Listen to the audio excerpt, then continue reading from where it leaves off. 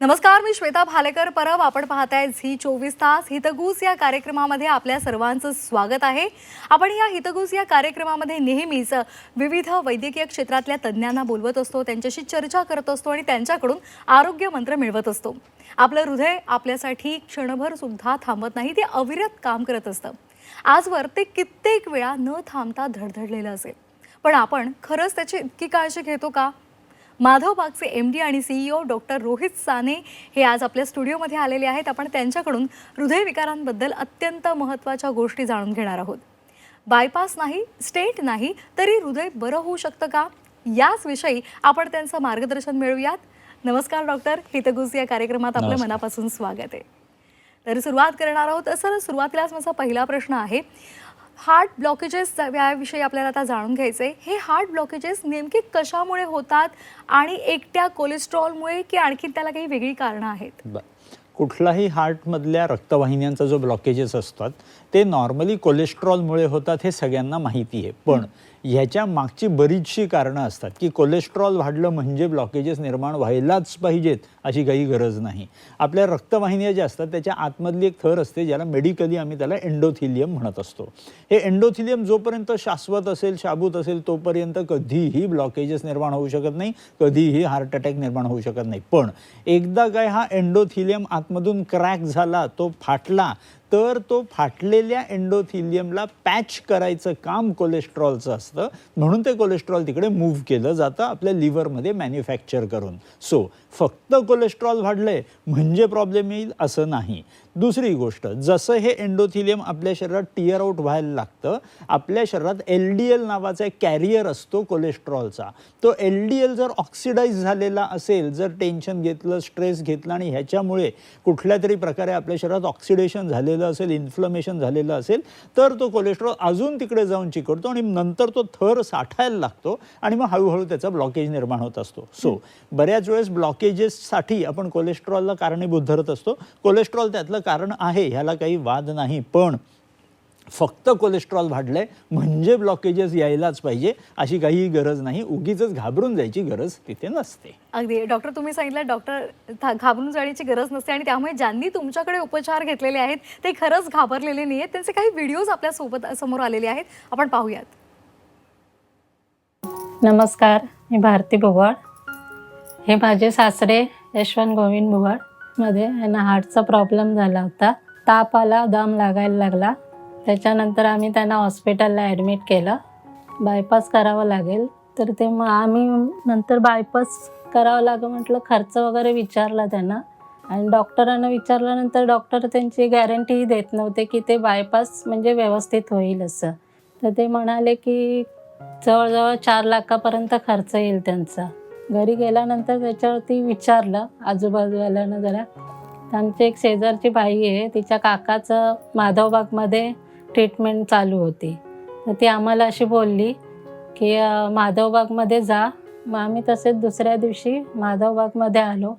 म्हणाले मॅडमना भेटलो, 3 महिने तुम्ही ट्रीटमेंट चालू करा, 3 महिन्यात काकांना फरक पडेल म्हणून. पहिली सुरुवातीला दम वगैरे लागत होता, त्यांना झोपेचा त्रास होता, झोप येत नव्हती, ते पण व्यवस्थित येऊ लागली. दम लागायचाही बंद झाला.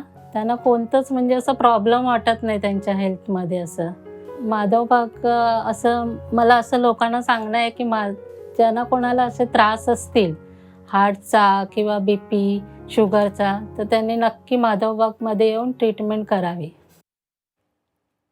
अगदी, तर ज्यांनी उपचार घेतलेले आहेत त्यांची ही बोलकी प्रतिक्रिया आपण पाहिलेली आहे. डॉक्टर, आता दुसऱ्या प्रश्नाकडे आपण जाणार आहोत. कोलेस्ट्रॉलमध्ये 2 प्रकार असतात, एक गुड कोलेस्ट्रॉल आणि एक बॅड कोलेस्ट्रॉल. त्याचा जेव्हा रिपोर्ट येतो तेव्हा त्यामध्ये HDL, LDL यासारख्या बाबी असतात. ते वाचून रुग्ण काय सगळेजण गोंधळून जातात. नेमकं काय आहे आणि त्या संदर्भात कशा पद्धतीने आपण उपचार देता? ओके, एकदम सिंपल गोष्ट असते. HDL आणि LDL म्हणजे हे दोन्ही काय आहेत, तर हे दोन्ही कॅरियर आहेत कोलेस्ट्रॉलचे. म्हणजे कोलेस्ट्रॉल मॅन्युफॅक्चर कुठे होतो? आपल्या लिव्हरमध्ये. आता लिव्हरमधनं एखाद्या ठिकाणी जर त्या कोलेस्ट्रॉलला पोचायचं आहे तर घेऊन जाणारा एजंट जो आहे, घेऊन जाणारी जी गाडी आहे, जी ट्रक आहे, त्याला आपण म्हणतो LDL. आणि तिथे काम झाल्यानंतर, रिपेअर वर्क झाल्यानंतर त्या राहिलेल्या कोलेस्ट्रॉलला परत लिव्हरकडे घेऊन येण्याचं काम कोणाचं असतं? HDL. सो LDL आणि HDL ह्याला घाबरून जायची काही गरज नसते.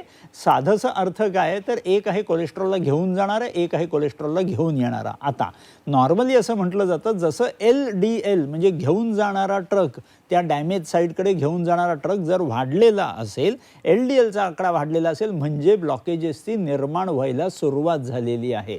पण HDL सुद्धा जर छान असेल, खूप नॉर्मलच्या लेवलचा असेल किंवा नॉर्मलपेक्षा जास्त असेल म्हणजे ब्लॉकेजेस न होता त्यातलं कोलेस्ट्रॉल परत सुद्धा लिव्हरकडे येण्याची तुमच्या शरीरात प्रक्रिया चालू झालेली आहे. सो पहिली गोष्ट LD आणि HDLला छान प्रकारे समजून घ्यावं. उगीच घाबरण्यात काही अर्थ नसतो, कारण का तुमच्या भीतीने अजून अँक्झायटी तयार झाली तर आतमध्ये कॉर्टिसॉल नावाचा हॉर्मोन तयार होतो जो ब्लॉकेजेस परत निर्माण करतो. सो जितकं आपण मन शांत ठेवू, अँक्झायटी कमी ठेवू आणि त्रास डोक्याला कमी करून घेऊ तितके ब्लॉकेजेस कमी होतील. अगदी म्हणजे तणावमुक्त राहणं खूप गरजेचं आहे. प्रेक्षक हो, जर तुमचे रिपोर्ट्स तुम्हाला गोंधळामध्ये टाकत असतील किंवा त्यावर तुम्हाला सेकंड ओपिनियन हवं असेल तर आजच माधवबागमध्ये हार्ट हेल्थ कन्सल्टेशन बुक करा. योग्य मार्गदर्शन मिळवून हृदय सदृढ ठेवा आणि त्यासाठी आज स्क्रीनवर जो नंबर दिसतोय त्या क्रमांकावर मिस कॉल द्या. त्यासाठीचा आपला क्रमांक आहे 022-489-32323. डॉक्टर, काही वेळेला असं होतं की आपल्या हृदयामध्ये दुखत असतं, ECG नॉर्मल असतो मात्र हृदयामध्ये दुखत असतं, छातीमध्ये दुखत असतं, मग अशा वेळेला ते चिंतेचं कारण समजायचं का? ओके, सो ह्याच्यात उत्तर हो सुद्धा असेल, नाही सुद्धा असेल. असे बरेचसे हार्ट अटॅक असतात ज्याच्यात बऱ्याच वेळेस ECG नॉर्मल सुद्धा येत असतो. सो तिथे नॉर्मली एक टेस्ट असते, रक्तातली टेस्ट असते ज्याला ट्रॉप आय ची टेस्ट म्हणतात, की आत्ताच मला दुखायला लागलेलं तर ट्रॉप आहे, किंवा काल परवा दुखून गेलेलं होतं आणि तरी ते दुखणं अजून कंटिन्युअस राहिलेलं आहे, मग ट्रॉप टी नावाची टेस्ट असते. पण ह्या रक्ताच्या टेस्टमधनं सुद्धा आपल्याला कळू शकतं की जे आपल्याला छातीत दुखत होतं ते आपल्याला हार्ट अटॅकचं दुखणं होतं का, कारण का सगळ्यांच्या डोक्यात भीती तेवढीच असते, हार्ट अटॅक नाही ना. सो ECG काढणं हे बेसिक इन्व्हेस्टिगेशन आहे, हे करायला पाहिजे. जर छातीत दुखतंय तर वेळ काढण्यात काहीही अर्थ नसतो, आपल्याला इमिजिएटली ॲक्शन घेऊन ECG काढणं गरजेचं आहे. पण बऱ्याच वेळेस मला छातीत दुखत असताना ECG जर नॉर्मल येत असेल तर नॉट नेसेसरी की तो हार्ट अटॅक नाहीच हे करून.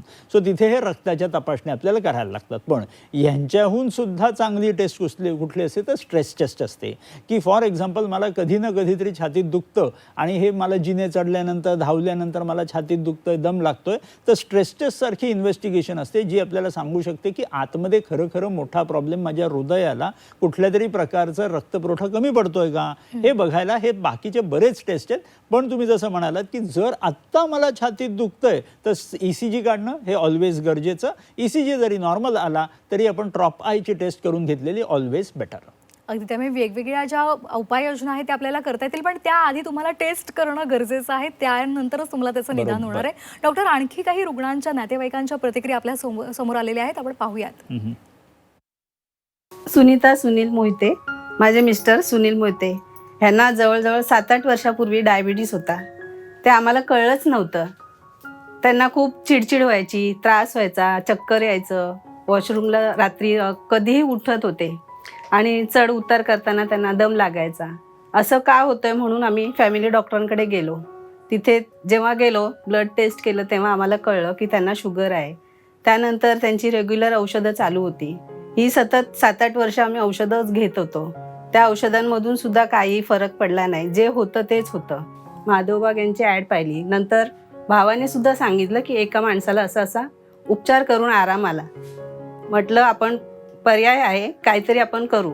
इथे आलो, इथे भेटलो आम्हाला सगळी माहिती मिळाली, व्यवस्थित सांगितलं समजावून, आणि आम्ही ते डॉक्टरांना भेटलो, उपचार सुरू केले. आणि यांच्या पायाला जखम झालेली, दोन्ही पायांना जखम झालेली, डाव्या पायाची जखम अगदी आम्ही अक्षरशः रडून टाकलं. ती जखम बरी होईल असं वाटलं सुद्धा नव्हतं.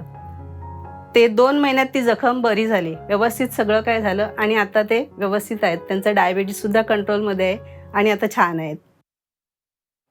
आपल्याला किती फायदा माधवबागचा झालेला आहे हे त्यांनी सांगितलेलं आहे आणि निश्चितच त्यांचे आशीर्वाद सुद्धा डॉक्टरांना मिळतात आणि डॉक्टर ज्या पद्धतीने काम करतात त्यामुळे रुग्णांना सुद्धा त्याचा फायदा होतो. डॉक्टर, एक महत्त्वाचा मुद्दा म्हणजे जेव्हा हृदयविकाराचा झटका येतो तेव्हा छातीमध्ये दुखतं, त्या व्यतिरिक्त इतर कोणती लक्षणं आहेत ज्यामुळे रुग्णांनी सजग राहिलं पाहिजे? बरीच लक्षणं आहेत. म्हणजे आपण जर बघितलं की नुसतं साधं माझं पोट फुगायला लागलेलं आहे, मला गॅससारखं जर डिस्टेन्शन पोटाचं होत आहे, ते सुद्धा साईन असू शकतं की माझं हृदय आज छान काम करत नाही आहे.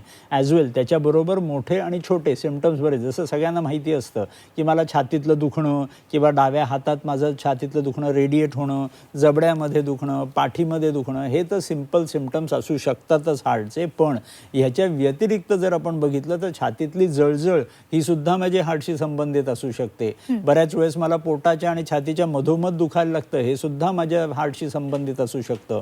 पायावरती सूज निर्माण होते, ही सुद्धा माझी हृदयाशी संबंधित असू शकते. चालताना, जिने चढताना, धावताना धाप जर लागत असेल, मला ब्रेथलेसनेस होत असेल, ते सुद्धा मला हृदयाशी संबंधित असू शकतं. ॲज वेल रात्रीच्या झोपेतून मध्येच कधीतरी मला श्वास घ्यायला, मोठा श्वास घ्यायला उठावं लागतं, खिडकीपाशी जावं लागतं, हे सुद्धा असू शकतं. बऱ्याच वेळेस रात्री आपल्याला घोरावं लागतं, हे सुद्धा हृदयाशी संबंधित असू शकतं. बऱ्याच वेळेस अनियमित कधीतरी माझं ब्लड प्रेशर वाढायला लागली, आता जसं बघितलं आपण ब्लड शुगर वाढायला लागली, बऱ्याच वेळेस पायांना जखमा व्हायला लागल्या, म्हणजे माझ्या रक्तवाहिन्या डॅमेज होत आहेत. कारण का रक्तवाहिन्या परत हृदयाची जागीर असलेले हे रक्तवाहिन्या असतात. सो आपल्याला समजून काय घ्यायचं, हे बरेच वेगवेगळे सिम्पटम्स आहेत, पण हे सिम्पटम्स हळूहळू आपल्या हृदयाकडे जाताना आपल्याला दिसतात. त्या रक्तवाहिन्यांना जेव्हा डॅमेज व्हायला लागतं तेव्हा हे सगळे प्रॉब्लेम्स आपल्या शरीरात निर्माण होतात. सो सिम्पटम्स आपल्या शरीरात भरपूर असतात. माझ्याकडनं एवढं एकच गोष्ट सिंपल लक्षात घ्यावी की आपण आपल्या हृदयाची तपासणी करत राहणं हे चांगली गोष्ट आहे. कारण का उद्या कधीही हृदयाला कुठल्या प्रकारे काय प्रॉब्लेम येईल आपल्याला माहिती नसतो. सो तपासणी करून आपल्या हृदयाची शक्ती जेवढी वाढवून ठेवू, त्या VO2 मॅक्सला जेवढं वाढवून ठेवू, तेवढं तुमचं हृदय सुरक्षित राहील. म्हणजे उद्या परवा कधी प्रॉब्लेम जरी आला तरी त्या हृदयाला इजा होणार नाही, ह्याची खात्री आपण आधीच करून ठेवायला हवी. अगदी. डॉक्टर, आता हार्ट अटॅक येऊन गेलेला आहे, आपल्याला हृदय पुन्हा एकदा सुदृढ बनवायचे, सक्षम करायचे, मग यासाठी माधवबागमधले कुठले उपचार केले जातात? भरपूर. आपण एक हार्ट फेलियर रिव्हर्सल थेरपी म्हणून आपली असते, ज्याला आपण संपूर्ण हृदय शुद्धीकरण चिकित्सा पद्धतीच्या आतमध्ये आपण लेखत असतो. आता ह्या चिकित्सा पद्धतीत आपण काय करत असतो की एखाद्या व्यक्तीला जर हार्ट अटॅक येऊन गेलेला आहे, म्हणजे काय झालं, त्याच्या हार्टचे मसल्स थोडेसे कमकुवत झालेले आहेत, आज ते छान पंप करू शकत नाही आहे, ज्याच्यामुळे पंपिंग हृदयाची थोडीशी कमी झालेली असते. असं असताना हृदयाचं छान पंपिंग झालं नाही म्हटलं की रक्त जे पायात जातं ते पायातून परत वरती हृदयाकडे यायला थोडंसं त्याला कमी पॉवर असते. म्हणून मग तिथे आपल्याला सर्वात पहिली गोष्ट स्नेहन म्हणून एक टिपिकल प्रोसेस आयुर्वेदात 5000 वर्षांअगोदर सांगितलेली आहे. त्या स्नेहनाची प्रोसेस आपण केल्या कारणाने सगळा रक्तपुरवठा आपण हृदयाकडे आणू शकतो, ही पहिली गोष्ट. दुसरी गोष्ट, त्याला आपण स्वेदन म्हणतो. स्वेदन म्हणजे काय, तर एक औषधी काड्याची वाफ दिली जाते पूर्ण शरीराला, ज्याच्याने आपल्या रक्तात जे गढूळता निर्माण झालेली असते ते गढूळता आपण बाहेर काढून टाकतो असतो. घामातून आपल्या शरीरातलं सर्वात मोठी जी ऑर्गन, ज्याला त्वचा म्हणतो, त्या त्वचेतून सगळा घाम बाहेर पडला तर कचरा बाहेर पडल्या कारणाने, रक्त हलकं झाल्या कारणाने हृदयावरती आलेला लोड कमी होतो, ही दुसरी गोष्ट. तिसरी जी आपण करतो ती हृदधारा करतो, म्हणजे हृदयाच्या ठिकाणी एक औषधी काड्याची धार धरत असतो, ज्याच्यामुळे हृदयाच्या कडचे जे मांसपेशी असतात ते इंटरकोस्टल मसल्स आपले स्ट्रॉंग झाल्या कारणाने आपल्याला जी धाप लागते चालताना, जिने चढताना, ती धाप आपली कमी झालेली दिसते. आणि चौथं शेवटची गोष्ट म्हणजे बस्ती आपण देत असतो. औषधी काड्याचा बस्ती दिल्या कारणाने तो 6 ते 8 तासात हृदयापर्यंत पोचला की हृदयाच्या मांसपेशींची फोर्स ऑफ कॉन्ट्रॅक्शन, पंपिंगची एफिकसी वाढवायला लागला की हळूहळू तो पेशंट त्या रोगातून मुक्त होताना आपल्याला दिसून येतो. आणि बऱ्याच वेळेस स्ट्रेस टेस्ट इम्प्रूव्ह होते, 2D इकोमध्ये आपल्याला पंपिंग वाढताना दिसतं, अँजिओग्राफीमध्ये ब्लॉकेजेस कमी होताना दिसतात. अशा सगळ्या प्रकारच्या आपल्याला उपाययोजना होताना दिसू शकतात.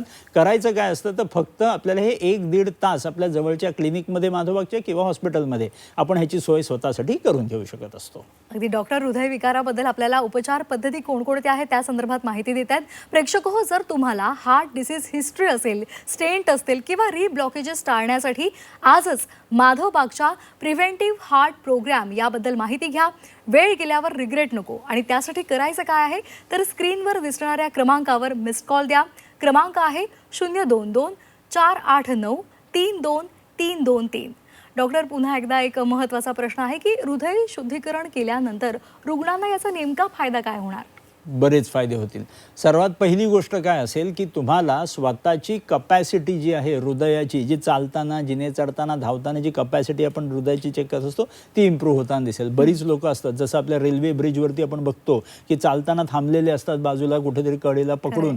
म्हणजे काय, तर त्यांना धाप लागलेली असते. तेव्हा बऱ्याच वेळेस चालताना असं छातीत दुखत असतं. वरती जाऊन सुद्धा ब्रिजवरती लोक थांबलेली असतात. ह्याचा अर्थ काय की ह्यांना दम लागलेला आहे, त्यांच्या हृदयामध्ये तेवढी कपॅसिटी नाही आहे पूर्ण चालवण्याची. ह्याच्यात पहिला फायदा आपल्याला दिसून येऊ शकतो की धडाधड मस्त चालून उतरून छान घरापर्यंत पोचेपर्यंत सुद्धा दम लागणार नाही, ही पहिली गोष्ट. दुसरी गोष्ट, स्वतःला कधी कधी आपल्याला जर छातीत दुखत असतं, ते छातीतलं दुखणं आपल्याला कमी होताना दिसू शकतं.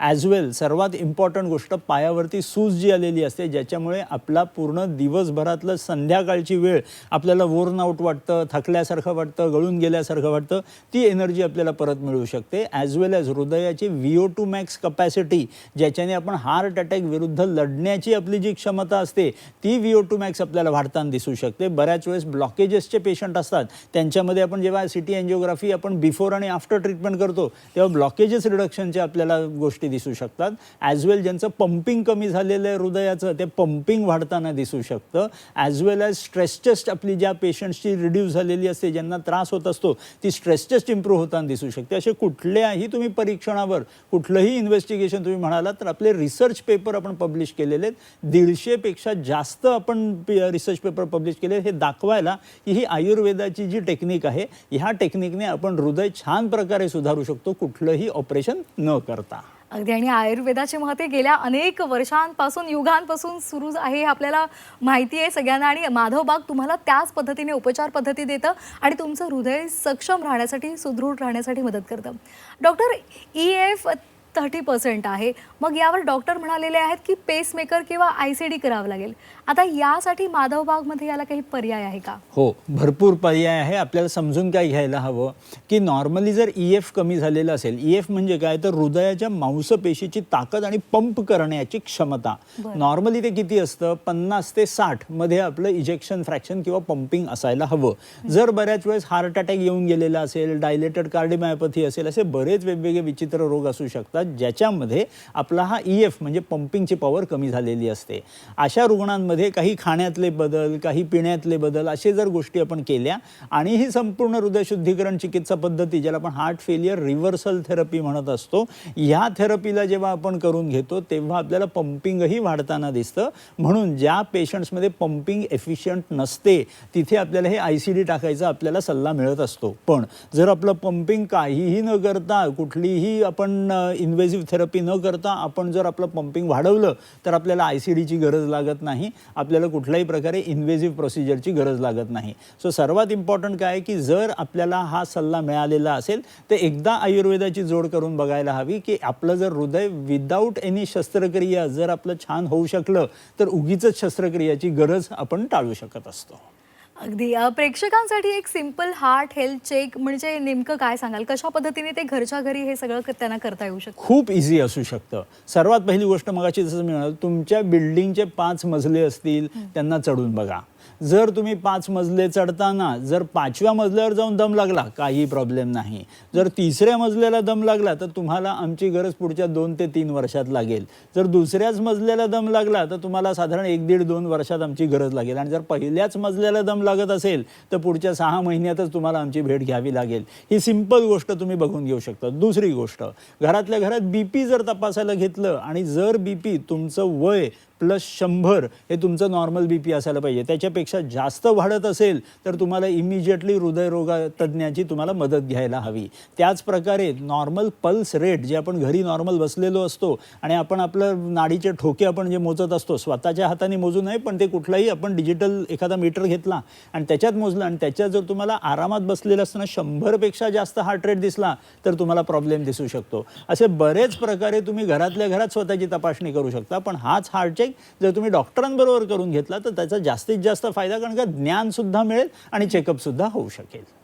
अगदी तुम्ही सांगितलं डॉक्टर की ज्या पद्धतीने तुम्ही घरच्या घरी हृदय चेक करू शकता त्या पद्धतीने तुम्ही सुद्धा करा आणि त्यानंतर जर तुम्हाला काही वाटलं तर तुम्ही नक्की डॉक्टरांशी संपर्क साधा.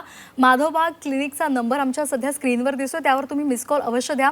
प्रेक्षको, जर तुम्हालाही तुमच्या हृदयासंदर्भात काही शंका असतील, रिपोर्ट्स कन्फ्युजिंग वाटत असतील, काही लक्षणं जाणवत असतील तर आजच ॲक्शन घ्या. माधवबागशी संपर्क साधा. तुमचं हृदय पुन्हा एकदा स्ट्रॉंग, ॲक्टिव्ह आणि हेल्दी बनवण्यासाठी सुरुवात करा. एक मिस्ड कॉल द्या. क्रमांक आहे 022-489-32323. डॉक्टर, जाता जाता एक महत्त्वाचा प्रश्न आहे की सध्या जीवनशैली बदललेली आहे. आपण सगळे धावपळीच्या युगात जगतोय आणि त्यामुळे खायला प्यायला सुद्धा वेळ नाही आहे. आहार विहार पूर्णपणे बदललेला आहे. अशावेळी आपल्या प्रेक्षकांना काय संदेश द्याल? खूप सिंपल आहे. आपण आपली स्वतःची दिनचर्या आपणच मॅनेज करायला हवी. एकदा आपल्याला रोग झाल्यानंतर तिराही कोणी आपल्याला बघायला येत नसतो. सो जर आपण आपलं डिसिप्लिन आपण छान पाळायला सुरुवात केली तर काम सोपं होऊ शकतं. रोज नॉर्मली सकाळी आपण उठलो की नाश्त्या अगोदर अर्धा तास छान जर व्यायाम घरातल्या घरात केला असेल किंवा बाहेर गार्डनमध्ये जाऊन केलेला असेल तरी आपल्याला चालू शकेल. जिम वगैरे जॉईन केली तरी सुंदर होऊ शकतं. पण हे सकाळच्या वेळेस जर व्यायाम केला तर सुंदर फायदा. त्याच्या दुपारी 12 ते 2च्या मध्ये आपलं दुपारचं जेवण झालं पाहिजे. रात्री 8-8:30च्या अगोदर आपलं रात्रीचं जेवण झालेलं पाहिजे. जर ह्या प्रकारे आपण आपली दिनचर्या छान ठेवलेली असेल तर सर्वात पहिलं आपले आतड्यांचे कुठलेही रोग होणार नाही, ॲज वेल एज त्याच्यामुळे जो हृदयावरती जोर येतो तोही येणार नाही. आणि दुसरी सर्वात इम्पॉर्टंट गोष्ट म्हणजे आपण जितका आपला स्ट्रेस, आपला मेंदू आपण जितकं शांत ठेवू, जितका स्ट्रेस कमी घेऊ, तितकेच आपल्या शरीरातले स्ट्रेस हॉर्मोन जे निर्माण होऊन मला हृदयरोगाचा त्रास निर्माण करणार आहेत ते होऊ शकणार नाहीत. सो या दोन गोष्टी, आपलं खाणं आणि आपलं स्ट्रेस, ह्याच्यावर जर आपण कंट्रोल ठेवला तर कधीही हृदयरोग तज्ज्ञांची भेटसुद्धा घ्यायची गरज लागणार नाही. डॉक्टरांनी खूप महत्त्वाचा मुद्दा मांडला. काही जण असं असतात की आम्ही आहार विहार आमचा चांगला आहे, आम्ही पुरेशी झोपसुद्धा घेतो, मात्र तरीसुद्धा आम्हाला हृदयविकाराचा त्रास कसा जडला तर त्यामागचं कारण आहे तो म्हणजे तणाव, स्ट्रेस. त्यामुळे तो सुद्धा दूर ठेवला पाहिजे. आणि त्यानंतर म्हणजे जसं डॉक्टरांनी सांगितलं हे सगळं जर तुम्ही नीट केलं आणि तणावसुद्धा दूर ठेवला तर निश्चितच तुम्हाला डॉक्टरकडे जाण्याची गरज पडणार नाही. मात्र तरीसुद्धा तुम्हाला हृदयासंदर्भातल्या कुठल्याही अडचणी असतील तर सध्या माधवबागच्या क्लिनिकचा नंबर तुम्हाला स्क्रीनवर दिसतोय. मी पुन्हा एकदा सांगते, 022-489-32323 या क्रमांकावर तुम्ही मिस्ड कॉल द्या. आणि तुमचे कुठलेही प्रॉब्लेम्स असतील किंवा रिपोर्टशी रिलेटेड काही तुम्हाला डॉक्टरांशी चर्चा करायचं असेल, मार्गदर्शन घ्यायचं असेल तर अवश्य त्यावर संपर्क साधा. डॉक्टर, हितगुज या कार्यक्रमात तुम्ही आलात आणि आम्हाला खूप छान पद्धतीने मार्गदर्शन केलं, त्याबद्दल सर्वांच्या वतीने मी आपले आभार मानते. थँक्यू. हितगुज या कार्यक्रमात वेळ झाली इथेच थांबण्याची. ताज्या बातम्यांसाठी पाहत रहा झी 24 तास. नमस्कार.